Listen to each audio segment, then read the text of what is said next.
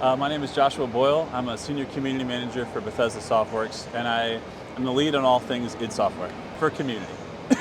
Community and QuakeCon are basically hand in hand. That is like the main reason of the season for QuakeCon. It almost always has, it has always been. Yeah, it really has. How do you feel about QuakeCon 2024 in general? Like, how do you feel about this one over the previous ones that we've had? Your point is 1,000,000%, billion% like soaring accurate in the sense that like all the way from back in the first days when buddies of mine like Swan Song like drove out to like the Holiday Inn and it was like Carmack in like the parking lot doing like a treatise on like how they do everything. I feel like the spirit of that, the BYOC, I mean, you've seen the builds every single year. Like somebody just showed me a picture, like every year I forget about like some of the bangers. Like there was a full, remember like the Nick Valentine? I can't remember what year it was, maybe like 3 or 4 years ago. But it was like a full body Nick Valentine with light up eyes that was a PC somehow. So it was like a literal Android that was a functional like monster machine. I feel like the spirit of the community, the volunteers, like everybody that comes together, it's always like, I mean, it always says it's like the biggest home field advantage, but it's really just like, this is like the mecca for everybody that comes here every year, where it's like everybody you've ever met is either here, you miss them, they're coming back next year. And like, over the years, people like went from just like being Quake buddies or Doom buddies to having like their families and now even their kids that are coming and like playing these same games together. I feel like it's just beautiful. And QuakeCon 2024, it was tough, not being away from all this for a couple years during the pandemic, but I feel like last year was like, we kicked it off pretty strong as we could with like, everybody still wants to come back, right? Everything's still cool, right? And I think this year is like the culmination of like, we're fully back, everything's amazing, and it's been like a sight to see. It's been cool to be a part of. And like, as a fan myself, like, I wasn't able to come during the pandemic years. I wasn't able to come last year, but I wanted this again. I wanted to see this again. Like, you look at there into the convention hall and see just rows upon rows and upon rows of just all sorts of people playing everything under the sun with these crazy rigs. And like, how exciting is it to like be at this level again? It's like the most exciting. I mean, you're nailing it. It's like the feeling of, I mean, it's funny because I finally taught myself, because I have so many things to run around and do, I just stopped bringing my PC because it would always be a PC I would set up and then maybe I would get like 30 minutes.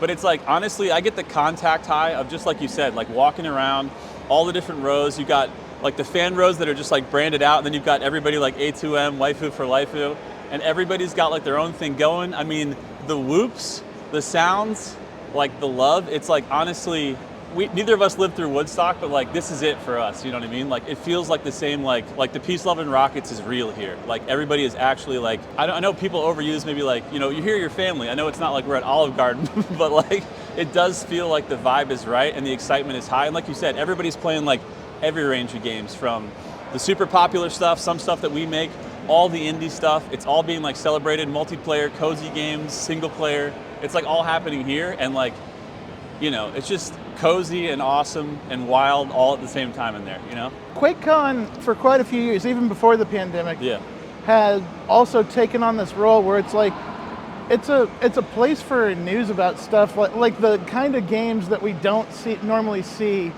main stage at like a lot of the other major stuff. True. And how would you say that the presentation side of QuakeCon has evolved to be here in 2024? It's a good question. I mean, it's so weird now that like we live in the post E3 era.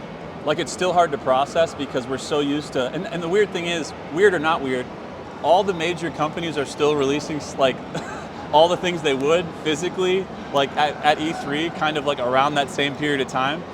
But I guess it's really just like, with being here, we're obviously hugely like appreciative to be a part of Xbox, because now we get to be a part of like their giant showcase, because we always had to kind of produce that on our own. So it's cool to be like, teaming up now with like Activision, with Blizzard. Like that's crazy. I don't think any of us were ever thinking like we'd all be under the same umbrella, because it was always kind of, it was always kind of like a fun challenge to be like, when we did our Bethesda showcases during E3, like how do we connect Tango to id to BGS to ZOS to all these different companies? But I feel like now the umbrella, that it's bigger and wider, I actually feel like it's easier.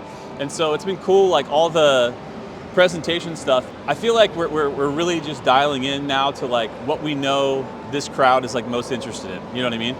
So it's all like the most hyped stuff. We try to save some of it if we can, because we still have that beat that's not E3, but it is E3, like it's Xbox Showcase for us now. But we try to save some stuff that we know is going to be like fan favorite stuff here. Sometimes it's behind closed doors, like secret stuff like we did in 2014 with that Doom 2016, what ended up being Doom 2016 reveal, which was awesome because when we did it, it was like this phone's down, nobody says anything, and nobody actually like leaked anything. It was like, but that's how you know like we're in a place that we trust fans and fans trust us. So it's awesome. Xbox is an interesting topic to bring up Yeah. in the modern era of QuakeCon. Yeah. There's a lot of concern among like those that aren't here that like, is it becoming too corporatized? Is it becoming more of a Bethesda thing and more of an Xbox thing than it is more of a Quake thing? Right. And how do you like answer to those folks that like are maybe nervous about coming out to QuakeCon with the evolution that it's had? I mean, I think you look at the last 2 years and it's like, I mean, we're welcoming and we'd love to get more Xbox, everything in here. I think like Halo would be awesome to get here. I think getting even like Age of Empires, and then now that we have Blizzard and Activision too, I mean, getting like, it'd be amazing to like, even widen. I mean, they have BlizzCon too, which is their whole other thing. But, I think we're excited about the idea that we could even have more here. But I mean, when you look at this year, when you look at last year, it's like everything we did was what we've always done here, which is like, we try to cater everything we can to what we know the fans want that are here. Again, it's obviously like we're really close to id. It is like home base here. It's kind of like the reason for the season of all of it. And whether we have like, Quake is the main focus or not, I mean, like every game over time and evolution, like right now, Doom is the focus. So getting Doom and Doom 2 out, doing all the stuff with mods, which we've been dreaming about for Eternal for a lot of years to get like id Studio in people's hands. Like, we are so excited because how the history with everything with it, it's like, why do you have Clan Arena in Quake? Why do you have all these like modes that became like the most popular things? Because we put tools in the community's hands and they will like always surprise and delight literally everyone in the world because they'll blow it out with like all their best ideas, and like those might be the things that people end up like remembering and actually playing like years later because they're just so creative in all the stuff they can do. It's awesome. This might come across as somewhat of a silly question, but like even with the investment from larger companies and QuakeCon and Bethesda, sure. Do you feel like the BYOC will always come first at QuakeCon? 100%. I mean, if anything, over the years to a certain degree, like we always try to. I mean, it's such a. I don't envy the events team at all to try to understand like how to build out the BYOC because it's such a like evolving monster every year of like. Okay, we think this many people will come, so we'll have this many rows, and then we'll expand it when we get this many people. But BYOC is first and foremost, like always first. It is always the reason for the season. Everything else we do is just kind of trying to be like, a cherry on top or a rocket on top or a rocket jump away from like what's really important, which is like we had talked about in the beginning. It's like friends that don't get to see each other a lot, every single year, I'm sure you come here too, and you're just like, dude, I've seen these people for years. I only get to see them here, and it's like you just pick up the same conversation you were having like a year ago or whatever.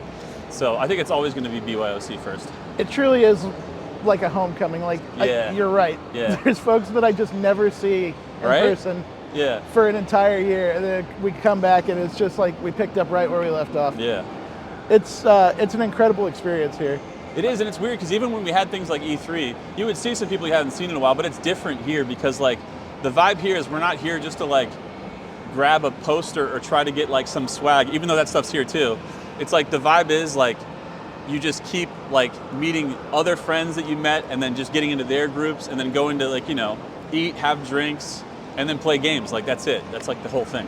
What is on Joshua Boyle's wish list for QuakeCon 2025? Man, I mean, that's a tough one. Like, future stuff's always tough to talk about because there's all the stuff that we know about, the stuff that we're still trying to like build and develop that like, I want all of it, everything that we could possibly have ready for next year.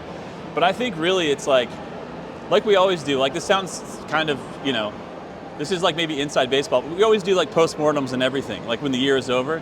And I think best case scenario, like every year, we try to just like do better. So we'll put out surveys to everybody that's out there in the BYOC, even people that do the general mission. Because remember, last year there was no general mission because it was like, again, coming back from COVID, we just had to like figure out how to do all this stuff with like mask, no mask, with security. It was like a whole thing, like figuring out that we could do it again.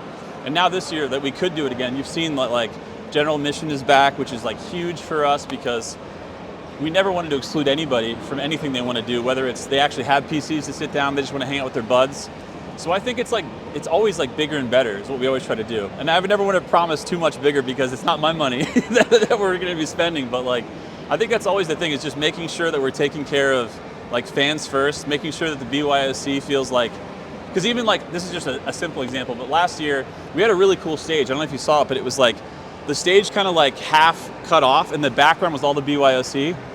The problem with that is that we discovered after we actually put it into practice is the lights that we had coming down that hit the stage were kind of like blasting that one row that kind of was like their backs were to the stage. And so that was like why this year we're like, all right, X-nay that, we got it from the survey, our bad. It's just tough to see because, you know, all these things when you're doing prep of like angles of like, oh, this should be fine, it shouldn't be on their monitors, and then you're like, dang, it's a little bit on their monitors. Even if it isn't, it's like whatever they want. Like, we don't want to mess with BYOC, we don't want to mess with that, like, you know, the community having like the time of their lives. So that's why this year we put up like the air wall for half of it. Obviously we're only blasting, you know, all the lights onto a stage, but there's no BYOC people behind there. So I think it's always just like, you know, turning the screw, making it better, and just listening. So it's safe to say that a good portion of QuakeCon will continue to move on like what the fans tell you they want out of it. Yeah, I mean, that's what we always strive to do, is just like, really like, it's funny because we get feedback of everything, of our games, of everything else, and as you know, like, we're always close with devs, trying to make sure, like, you know, there's the pipelines that are in place you can't change, but we always try to make sure that, like, we're trying to match the expectation of what fans want when we're working on new stuff and it doesn't mess that up, and it's the exact same for here. It's like, we always want to just make everything a little bit bigger, a little bit better, but more importantly, rather than big or a size thing, it's just, like, the feedback of the fans and what they're actually saying, we want to make sure like we meet that, you know what I mean, every single year. And hopefully, I know it sounds cheesy, but like we really try to exceed it. Like, you've seen the fan row stuff, like if you've seen some of the swag that they get, it's like insane. Because that ticket doesn't even like cost more. Like, I don't even know how it makes sense, honestly, but it's cool. Yeah. And I've seen a lot of people happy about it, so it's awesome. What would you like to say to the people that made it out to QuakeCon, the people that watched from home? Yeah. What do you have to say to the fans that kind of just make this all possible? I mean, it really is just like, I feel like this is the only event I've ever been a part of that's just like such a love letter, like to fans in particular. Like, every single thing that we do is always trying to like check that box. It's not the corporate decisions of like how we're going to position anything. It's always like meeting the fans where they're at and really trying to like, it's tough with online, and you know, that was like the big effort of the things that we were doing during the pandemic, was sort of like, how do we bridge the gap where we're essentially like making everything that we do feel like you're just connected, because everybody still wanted to get together. You know, like in Discord, they had like a huge kind of like, they even did LineCon like virtually in Discord, like when there was no LineCon physically. It's that type of stuff that it's just like, we always want to just like be there as much as we can to be like +1 that, and like whatever y'all want, like we want to do the same thing. So, I mean, really the message is like, we love y'all, and it's so cool we get to do this. So we're so happy that anybody that can join us, you know, physically. I know it's not, you know, it's not cheap to do, because flying anywhere and all these flights are being canceled like by the second, so it's hard for a lot of people to just get here. But it's like, we're so happy that you're here. And then if you're not, totally cool. We hope that we're doing enough with giveaways, with all the games we're releasing, with like the free updates for like Doom and Doom 2, that like you can be a part of it. And even trying to get people like into the Hugo match, like the multiplayer thing, it's like, we're trying to think of all the ways we can to like include everybody, even if you can't be here, so that you feel like you're a part of it.